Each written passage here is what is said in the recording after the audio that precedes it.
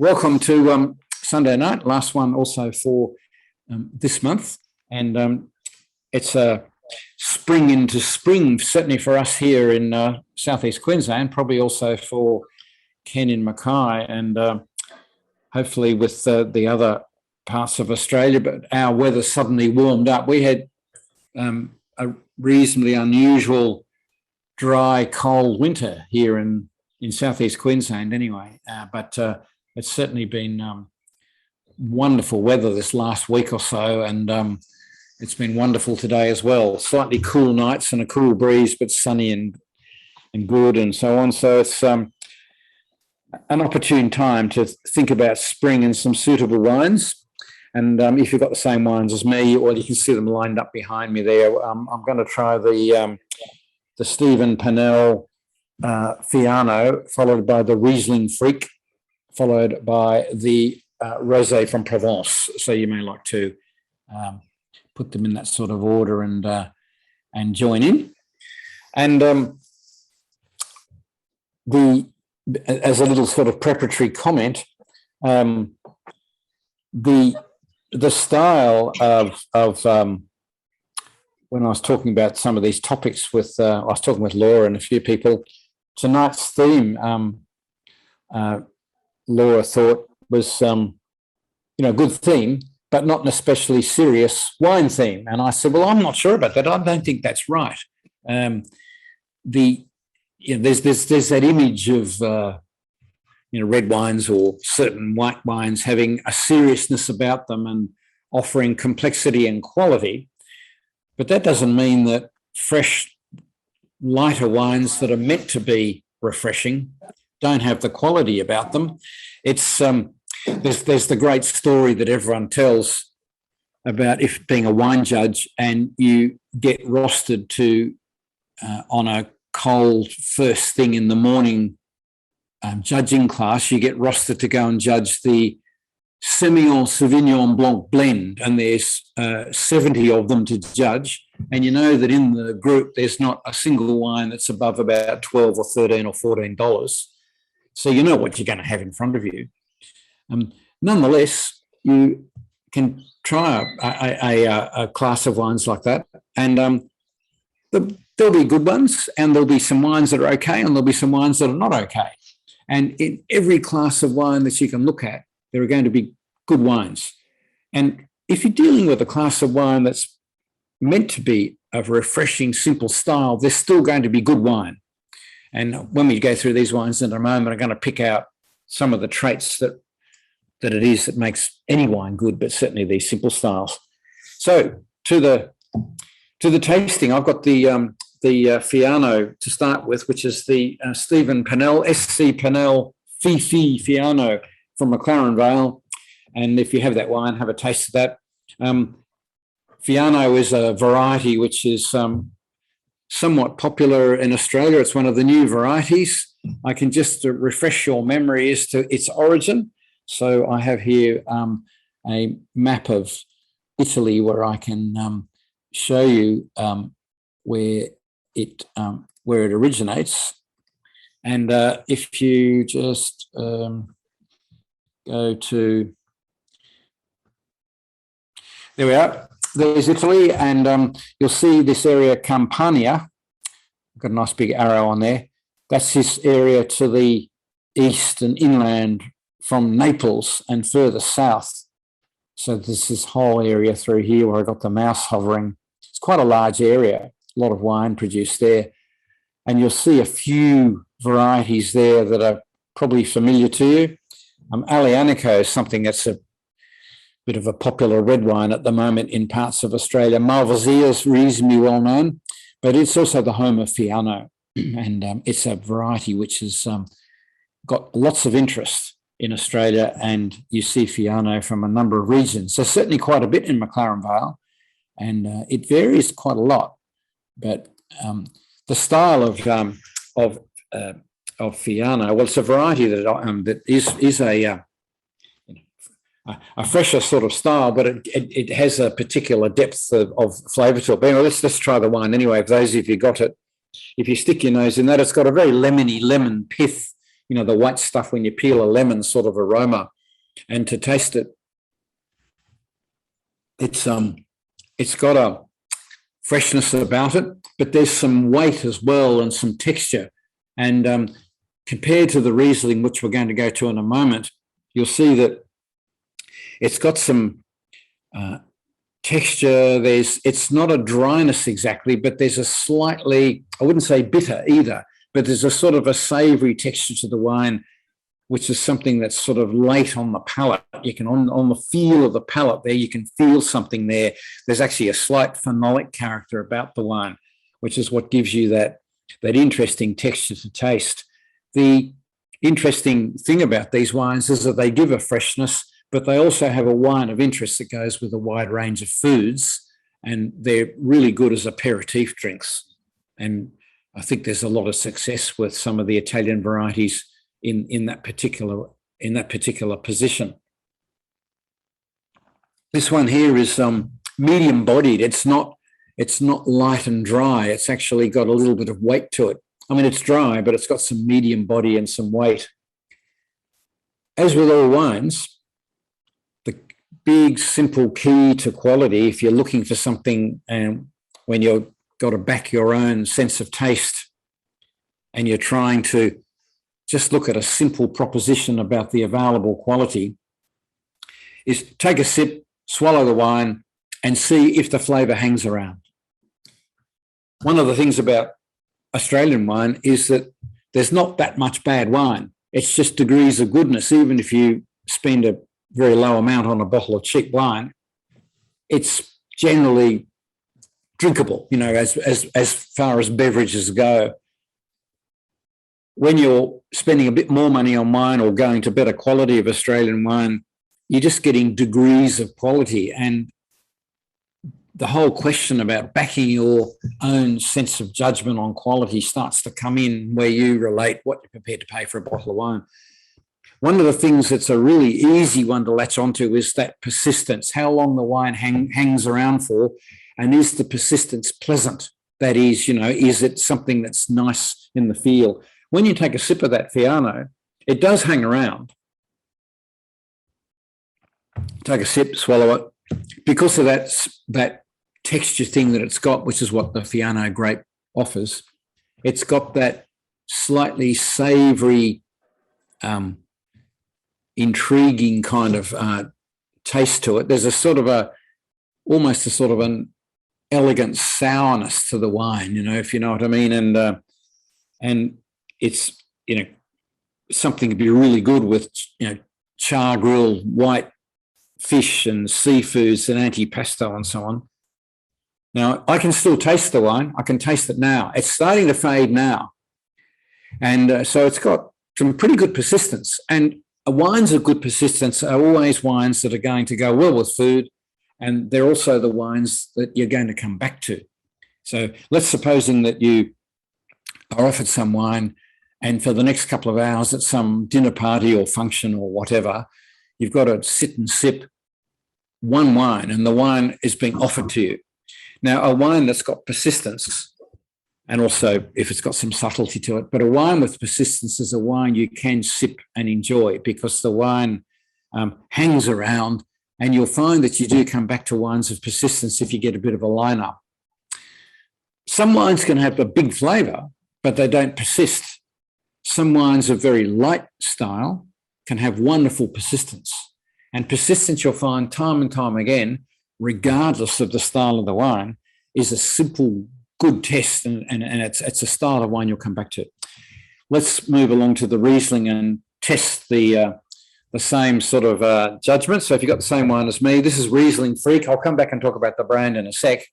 But this is, as soon as you take a sniff of that Riesling, it really smells like, it has the aroma of really clean, lifted, pure lime juice style Riesling. It's really, really got a very pure type of flavour.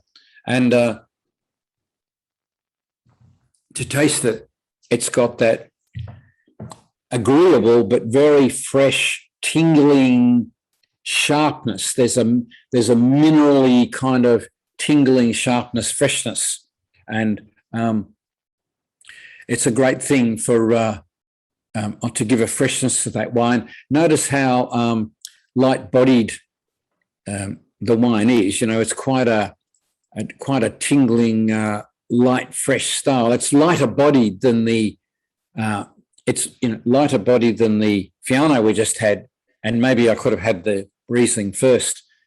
The thing is, let's supposing that I thrust the glass of this Riesling into your hand sometime, and I say, "What do you think of this?"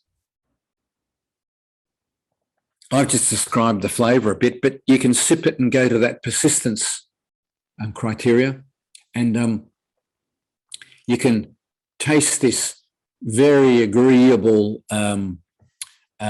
freshness flavour, and I can taste that wine quite distinctly even now. So even though Riesling is very light-bodied, Riesling I find good Riesling anyway, can certainly leave a fantastic persistence. I've still got a remnant now of that Riesling taste. I can taste it. So it's lingering on for some time. And I just know that's going to be really, really good. Imagine that wine with the prawns and oysters and the shellfish and the fresh light seafood and the avocado and all that sort of thing. It's absolutely wonderful.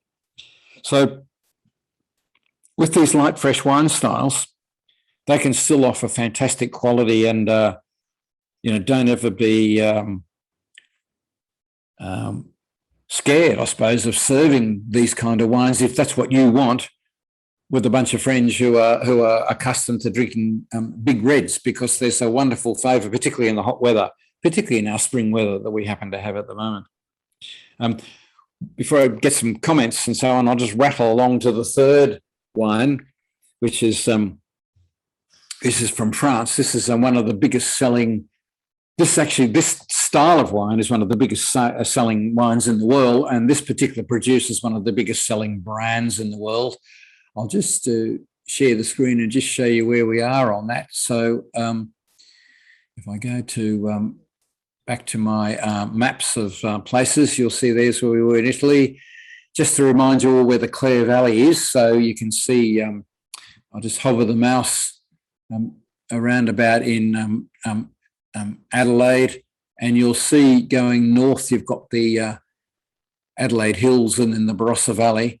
And here's Clare Valley on its own, some distance north. It's about an hour and a half or nearly 2 hours drive north of Adelaide, the Clare Valley, and it's a delightful part of the world to visit.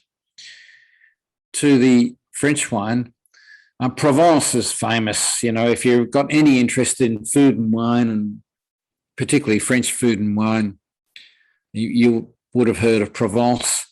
It's where, in the cliche, the wealthy retired English would buy their hilltop villa. Well, I suppose some went to Tuscany or Chianti, but they certainly went in droves to Provence, along with a lot of Australians. And there have been all sorts of books written about that. I bet, sort of 15 years ago, there was the Year in Provence series and all the others. And since then, there have been hundreds of books published about the delights of living in Provence. It's a very rustic, rural type of area, obviously heavily influenced by the Mediterranean. So it's got a gorgeous, mild climate.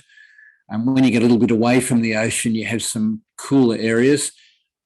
Les Baux de Provence here, which is a very interesting part of the world, is where there's a lot of granite and limestone soil, and they actually discovered a particular red, or the ancient Romans discovered a red powder there that you can actually mine from the ground in the Les Baux region, and they found that if they mixed it with their iron weapons, when the iron was red hot, and they were making swords and stuff, if they mixed a bit of this red powder in, it made the iron harder, and the iron didn't rust very easily. And so it's something that's been around for thousands of years. Because those of you that know is the term Rameau, B-A-U-X, of course, is the term that gave its name to bauxite. And of course, the mixture of bauxite, red powder, and certain highly heated, steel in this case, along with some different ingredients, is in fact the recipe for making aluminium. Aluminium is steel with bauxite in it. And the bauxite came from Rameau, the name. So there's all these old mines, very interesting place to visit. And you have all these other sort of regions across the whole countryside. The lavender and all the other famous sort of herbs and plants, lots of interesting restaurants. And it's one of the homes in the world which is famous for making a rosé style, and a lot of the rosé is exported. And it's certainly one of, in terms of the cliches of the famous wines around the world that are inexpensive but widely drunk. Provence Rosé from Provence is one of the most famous wines you could ever find in the world. To our Provence, to our rosé, you can see it's got the light salmon pink. Rosés come in quite pink or not so pink. This one's a bit orangey and slightly browny pink colour, that's quite common. I think it's not as attractive as the pinky pink for colour, but what the hell? You get a lot of rosé that's got that slightly browny pink colour to it. The aroma of this wine is a very light white wine sort of aroma, and on the palate, it's dry. It's very fresh. It's a very rounded sort of soft style. It has a little bit of back of palate, and you'll probably all notice that it's a very attractive, easy drinking style, but you'll notice that the persistence on it is nothing like the previous two wines. And given that the wines are all about the same price, if you had to make some comment about quality and what you're prepared to spend your money on for a bottle of wine, you'd probably say, well, it's okay. But the other two wines for the same sort of price have this wonderful persistence to them. And so I do find persistence is such a great term in these light styles. I'm just going to stop there for a moment, and I'm going to put Gary Crittenden on the spot. Gary is a pioneer in Australia for getting Australian winemakers to turn to what's the right way to express this? I suppose fruitiness. Now, that doesn't mean that the wines taste like fruit juice, but to get the flavour of the variety into the wine and get some concentration into the wine, even when it's a light-bodied style. Gary was one of the great pioneers that led that movement in the 1980s and 1990s, and has come across before the argument where the wines on offer are very elegant, quite light-bodied, have lovely fruit intensity, but are overall a very light-bodied, and they're not exactly what some consumers are looking for. Gary, how did you talk about the wines, and what do you think of the persistence thesis that I've put up, and what would you say about these sorts of wines that are in front of us? Well, I told you last time I spoke, you'll be sorry you gave me the microphone. I've got those three wines, and I'm familiar with the Rieslingfreak. It's a wine that has a cult following. So I went out and found a bottle a while ago and enjoyed it, and I was so pleased when you chose to present it tonight. Your description was very accurate.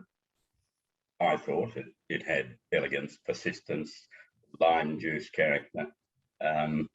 Probably not in the classic mould of my understanding of Riesling anyway, but nonetheless a very enjoyable drink. the Italian wine is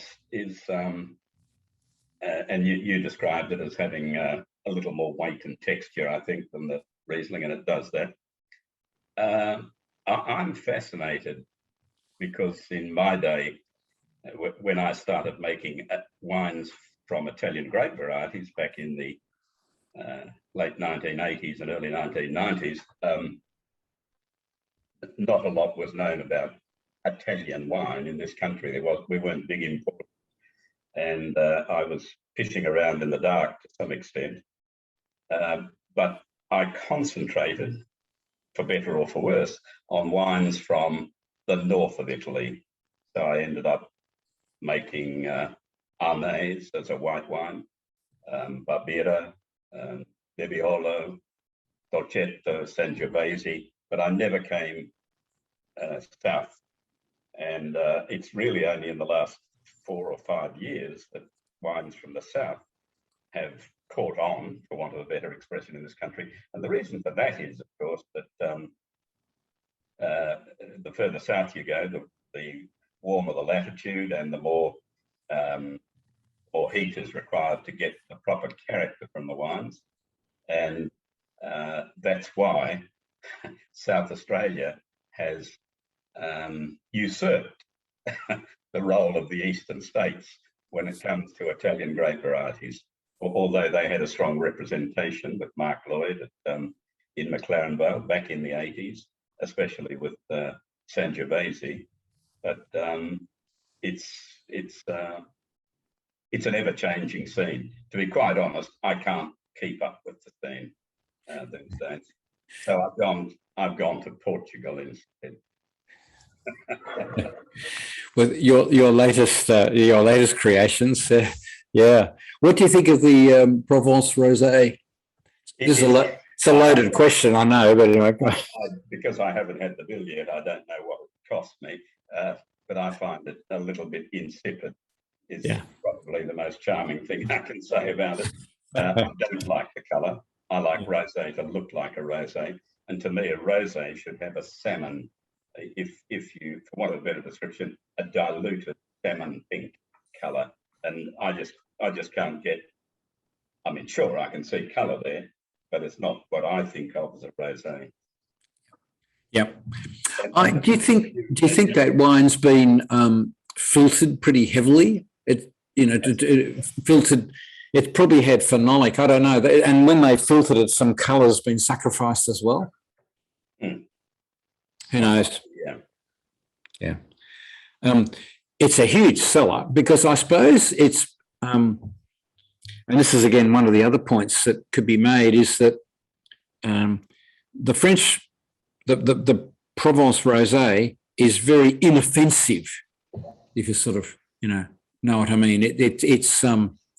It's more a wine beverage where you just want something to wash food down, and it as you said, insipid's a good word. It doesn't offend. It's just got a light flavour, and there's not much to talk about, and it gives a pleasant sort of feeling to it. It's got not much persistence, and I suppose there's just a market for those kind of high volume, reasonably low price wine beverages around, I suppose. Andrew, what grape varieties would have gone into that? Would that have Cinsault in it?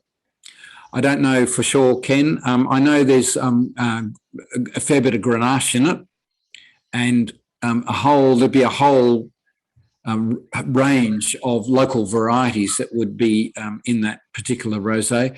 I think because of the very pale colour, I think it probably has been filtered, but it certainly would be many different varieties. But the workhorse there is Grenache. And rosés from It reminds us, a couple of years back, we drove from Montreal to Quebec City, and we stopped off to fill up the car in a place where no one spoke English. In the service station, there was 4 or 5 different Australian wines, and they all had kangaroos on them and, Aboriginal paintings and such. And we were just saying that this rosé perhaps reminds us of the French version of that. Well, I've had my time doing some of the Australian wines, and in California, actually, was where I had to do my various talks about them. And Yellowtail was the brand, and Yellowtail is still an extremely good brand for the price. It's got flavour and it's really cheap. And I know it's got a degree of sweetness left on everything, but it's a pretty good brand, and it doesn't taste washed out. This wine tastes, well, Gary was more polite and said very dilute, but it's certainly quite a very light, washed out style. It's water, and Gary said watery, and I think that's exactly how it tastes. And the persistence is very short. So some of those cheap Australian wines probably do a better job, I guess. I find, when you go to Dan Murphy's, or, you might be looking for a French rosé, and there's been, seems to be a lot of talk. I sort of read an article in James Halliday's sort of newsletter, and I think Tyson Stelzer was talking about it as well, that there seems to be a lot of, I don't know if cheap is the right word, but there seems to be a lot of that French imported rosé that perhaps maybe the French have never heard of, similar to when we went to Canada and we saw all of this Australian wine that we had never heard of or seen before in our lives. Yep. And so I just wonder, how do you research into? Yep, I know I've run up against that quite a bit, Amy. So this particular French rosé at the moment is quite a well-known French brand. So this is actually not a contrived brand for export. It's actually quite a big brand. You just see it in France. But I've at a few places where I look after wine lists and so on, have put on what I think are extremely good, very drinkable rosés. They happen to be Australian. And I'm going to go back to Gary in a moment and get Gary to tell us about what makes a good rosé and how you make one. But I've, researched and put on some very good rosés. And the rosés that I've served in some venues have been that really light but very nice pinky pink, that pinky rosé colour.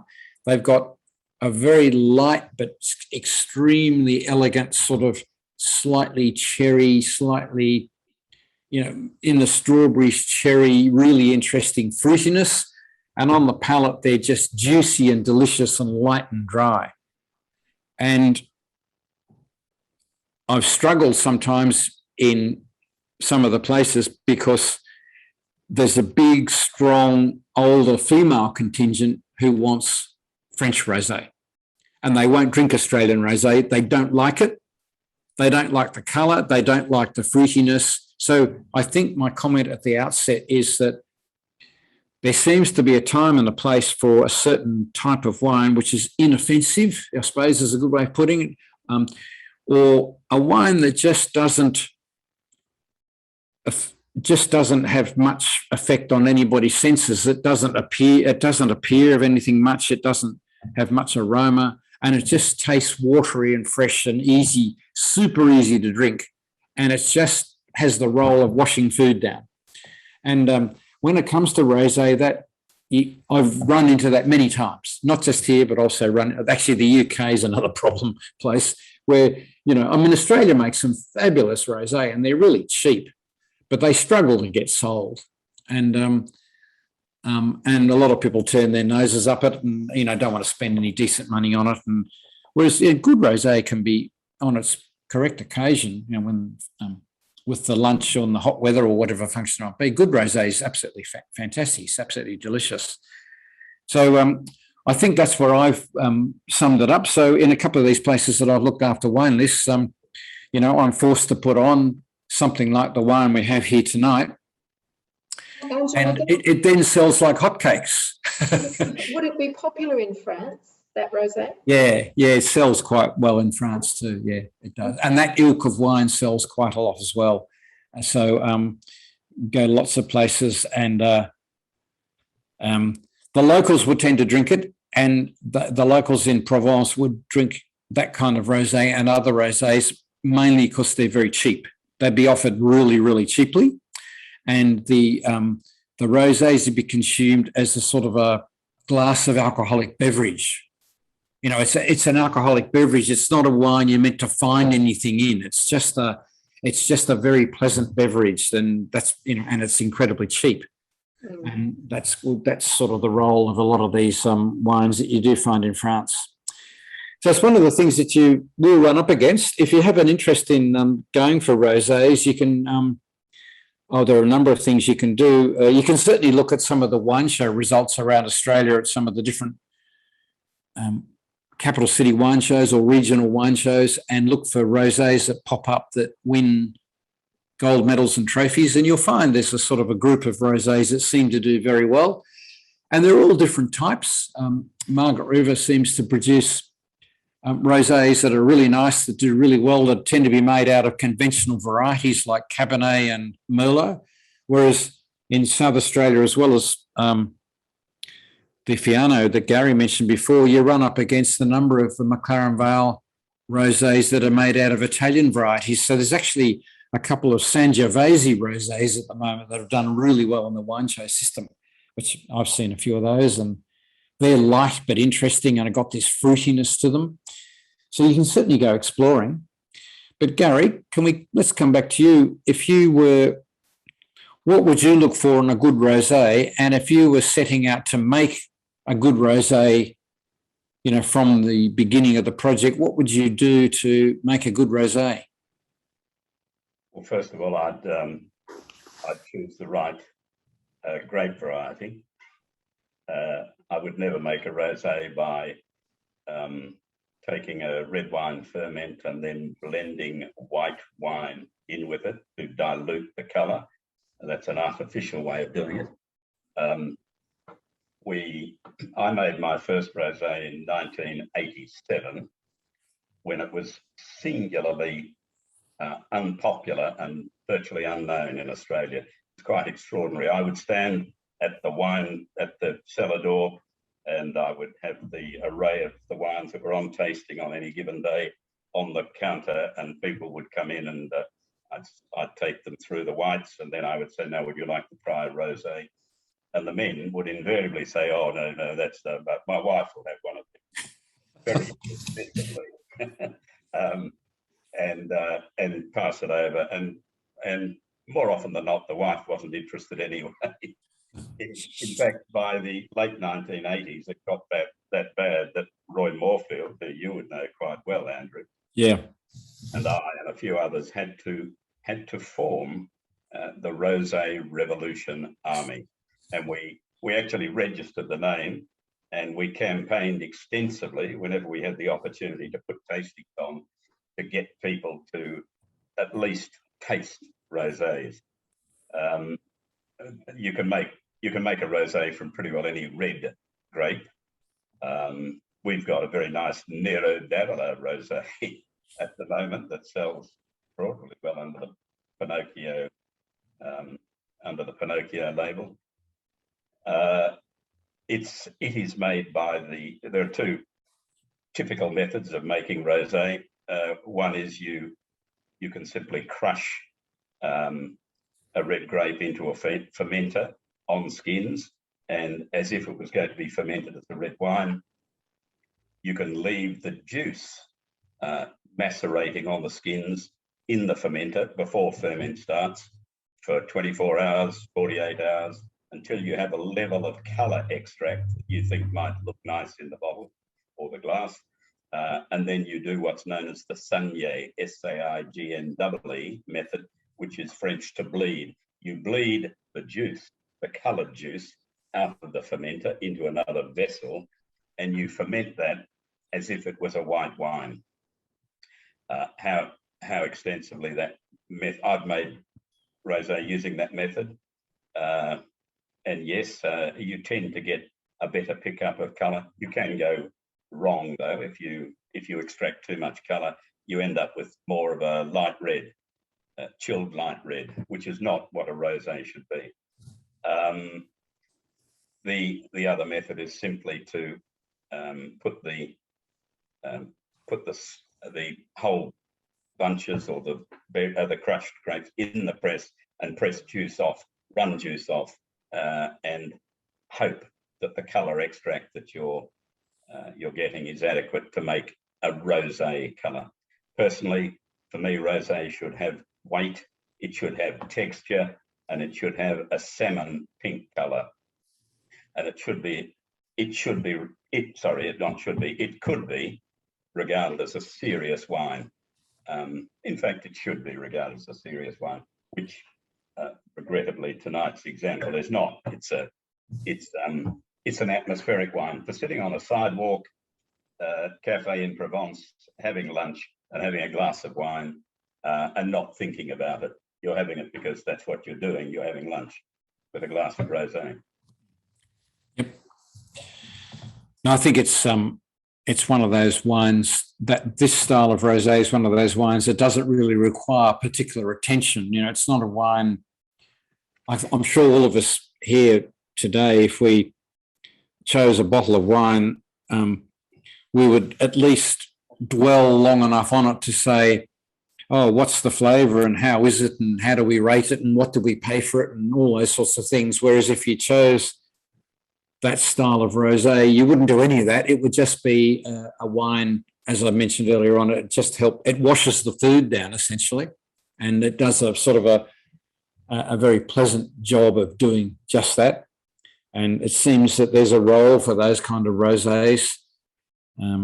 You do get that kind of rosé in Australia, but I think if you're going exploring for some interesting rosés, you can hear what Gary just said. Look for a degree of very light but very agreeable pinky salmon pink colour. You can hold the bottle up to the light or whatever, and look for that persistence.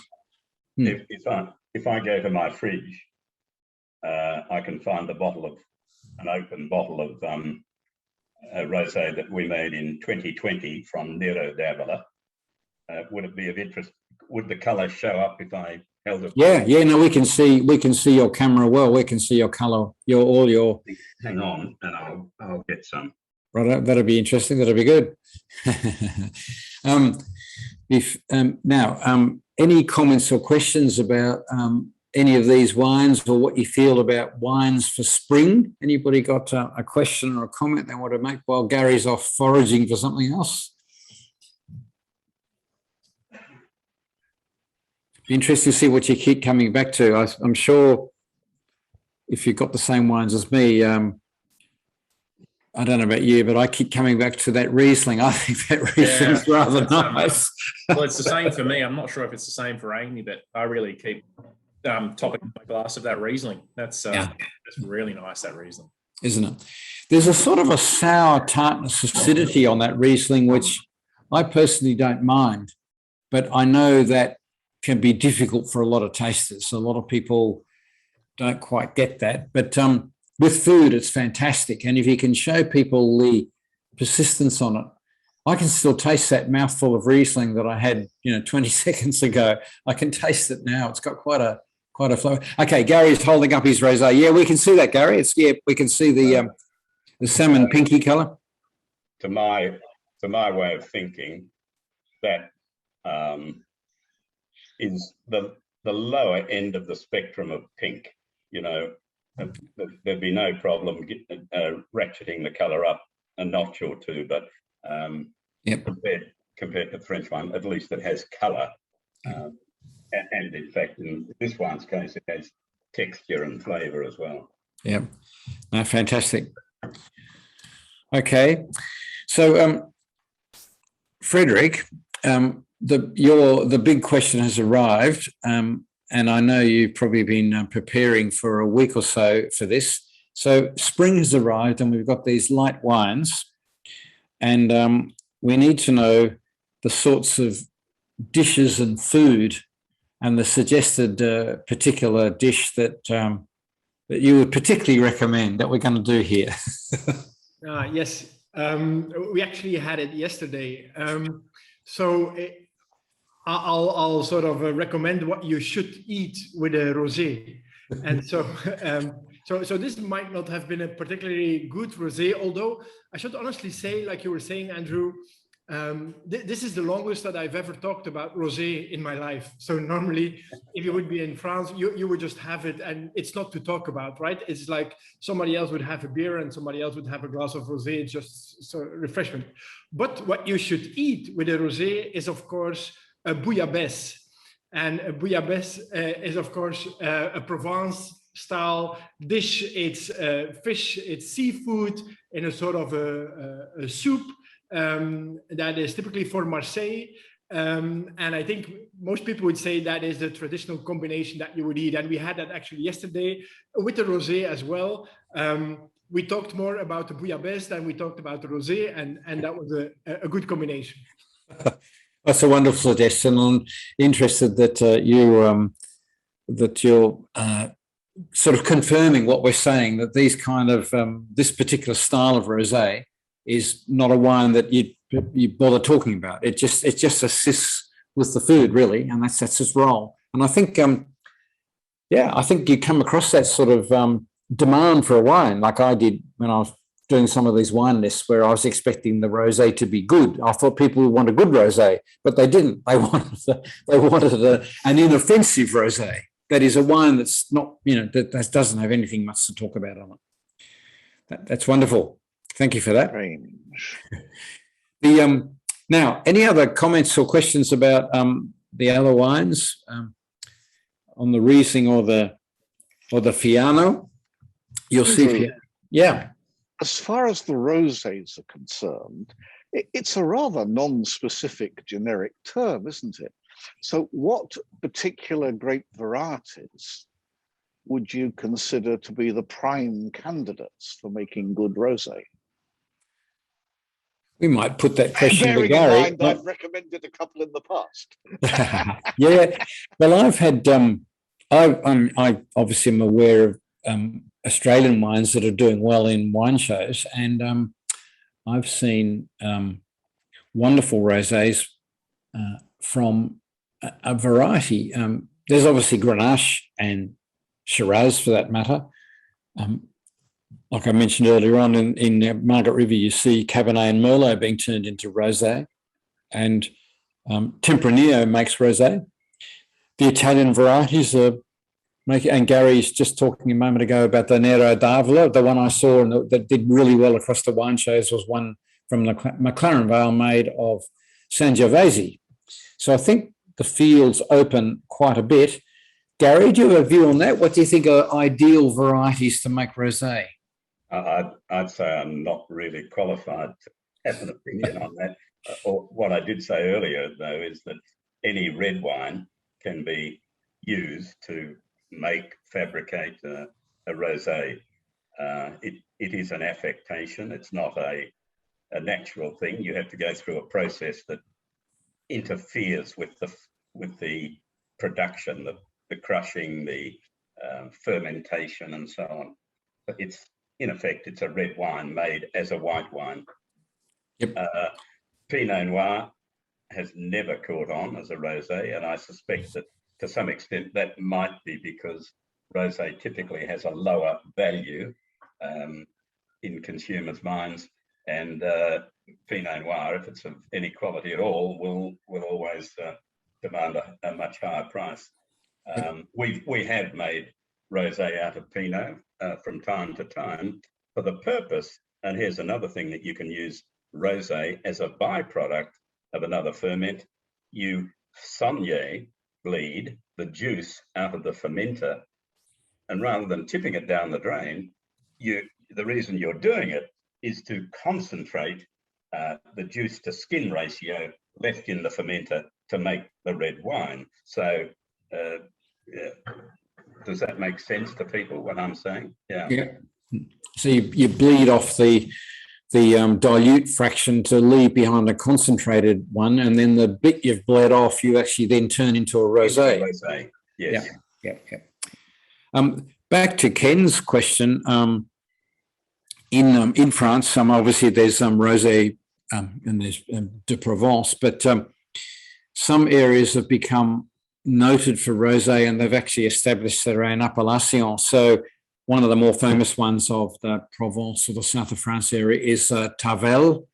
And Tavel rosé, which is famous again all over the world, is made of Grenache principally. It's got other stuff in it, but it's made of Grenache. When you go to the Loire Valley, there's a rosé made there, which is effectively it's really a light red, but it's made of Cabernet Franc, which is seems to be very successful. And you do definitely with Cabernet Franc get a really gorgeous deep. Well, no, it's a crimson deep hue, but it's then sort of pale. But it's a very attractive colour. Chinon. Yes, yeah, Chinon is the region, and I haven't seen Chinon in Australia for. I don't think you can buy. It's spelled Chinon, and that's a very light red or rosé made of Cabernet Franc in the Loire Valley, and it's absolutely delicious. It's fantastic. But I've never seen it in Australia. But it's probably would go down as well. To me, it would probably be the best example of a French rosé, but it's definitely a wine that does demand some attention. So that it probably doesn't fulfill that criteria of being a very pleasant beverage that you wash food down with. Andrew, we do see Rosé d'Anjou. Now, is that made of Cabernet Franc as well? Yeah, yes, it is, and there's also Chenin Blanc in it as well. And so that's how it's diluted. Yeah. And it's regarded as down the scale, of course, from Chinon itself. Yep, that's right. So I think if you're interested in rosés, and with the warmer weather coming, you can go and do some interesting shopping and try a few different rosés. I think read the label and see if it identifies the grape variety and a little bit of a story on the label. You could look for Gary's rosé on Gary's website, which is under the Pinocchio brand on the Crittenden's website. And the prices, of course, of rosé for delicious wines are pretty low compared to lots of other wines. So as the weather warms up, it's something worth doing a bit of exploring, and you can have a bit of fun with it. In terms of Rieslings, I like tonight's Riesling, and I think it's quite a good example. It tends to give you that lovely lime juice purity, but it's certainly quite aggressive with that quite pronounced freshness, acidity. And I don't think that's to everybody's taste out there, but I certainly like it, and it's got lovely persistence. Generally, once you've become a fan of Riesling, you're a fan for life. And a bit like rosé, great Riesling is not expensive. You can find lovely, lovely Rieslings at quite modest prices. When you look at some of Australia's greatest collectible, great reputation Rieslings, they're perhaps somewhere in the $30 territory, or in the 30s. It's very rare to find a Riesling above $40. So, and I think even Jeffrey Grosset, who's probably Australia's most sort of identifiable famous Riesling producer, I think his wines are maybe they're about $40, but 45, I think. 45, okay. I think, yeah. Let me tell, and I think there's a few other producers that are famous for Riesling, but the wines are certainly in the high 20s and into the $30 territory. So you can buy Riesling very, very well, and it's something else to go exploring as a wine with the light foods for spring. On a quick technical note, Andrew, am I correct in saying that Riesling has the lowest pH of almost any wine? I suppose for table wine, that would be probably correct. Even champagne? I don't know. Gary, I mean, Riesling pHs can be down below 3.5, I think, can't they? Oh, quite easily, but so can many other wines. Okay, all right. Riesling typically has a low pH, and of course that's simply because of the acid ratios, and the fact that it's tartaric acid, there's never any malic acid. Well, not never, but hardly ever any malic acid in Riesling. So tartaric acid, high levels, typically at harvest, and then throughout the ferment, and you end up with pHs. I mean, I've known Rieslings to have pH 3.2, 3.3, with 7-8 grams a litre of acid, of total acid. Yep. One of the relevant aspects of that to having food is, of course, for humans, the most potent stimulant of salivary secretion is acidity. Yes. Basically, in humans, nothing else stimulates saliva except acidity. Yes. So that makes you feel hungry. Yes, but it also helps to clear your palate as well. Yeah. Absolutely. No, but having said all that, Ken, that's one of the reasons why Riesling is a bit of an acquired love, I think. But once you've acquired it, it's difficult to drink certain other wines. Oh, absolutely. No, absolutely. I'm a devotee and have been for decades, but I serve Rieslings and really lick my lips saying it's going to be gorgeous, lovely, and then people around me don't share my enthusiasm. Chacun a son goût, monsieur. Yeah, well, indeed, that's always one of the issues. Now, Ken, have you got a wine of the week for us? I have.